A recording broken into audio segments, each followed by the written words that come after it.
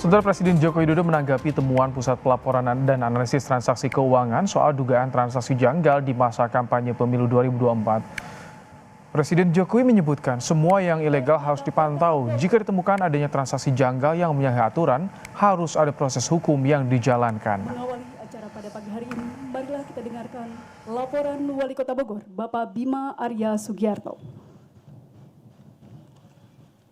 Assalamualaikum warahmatullahi wabarakatuh. Mohon berkenan Presiden Republik Indonesia untuk menekan tombol sirine. Aliran dana ilegal untuk kampanye kalau dari Bapak Presiden ada ya semua yang ilegal dilihat saja lah. Kalau nggak sesuai dengan aturan ya pasti ada proses hukumnya. Ya semua harus mengikuti aturan yang ada. Udah. Pak Firly hari Ketua Bawaslu RI Rahmat Bagja menyampaikan pihaknya sudah menerima surat dari Pusat Pelaporan dan Analisis Transaksi Keuangan atau PPATK terkait transaksi janggal di masa kampanye. Bagja mengatakan laporan itu sedang didalami dan akan dilaporkan ke penegak hukum jika ditemukan ada pelanggaran. Berdasarkan informasi disampaikan oleh PPATK, Bawaslu menerima surat dari PPATK tersebut.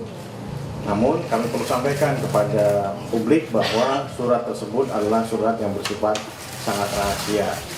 Kami sudah sampaikan juga jika kemudian ada indikasi pelanggaran tindak pidana pemilu yang berkaitan dengan dana kampanye, maka kami akan teruskan kepada aparat penegak hukum, khususnya teman-teman kepolisian dan kejaksaan. Jika berkaitan dengan dana kampanye, maka kami akan menyampaikan kepada Sentra Gakumdu untuk melakukan koordinasi berkenaan dengan adanya informasi dari PPATK.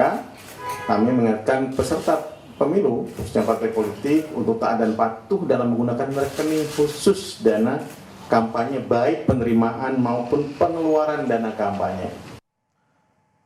Sebelumnya PPATK mengungkap transaksi janggal dana kampanye pada partai politik yang mengikuti kontestasi pemilu 2024. PPATK menjelaskan transaksi mencurigakan yang diduga berasal dari tindak pidana digunakan sebagai dana kampanye mencapai triliunan rupiah. Pihak yang terlibat merata di antara setiap partai politik pengusung masing-masing paslon peserta Pilpres.